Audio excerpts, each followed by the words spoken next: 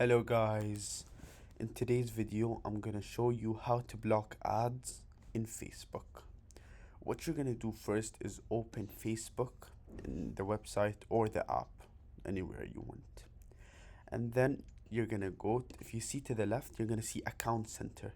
You're gonna see Ad Preferences, you're gonna click on this.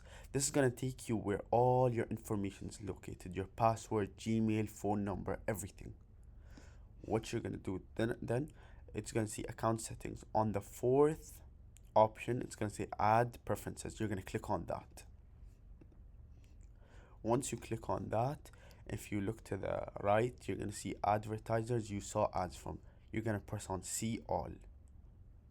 You're gonna choose which one you don't want to see. For example, I don't want to see this, the second option. You're gonna press on this, and if you look at the bottom you can see this hide ads.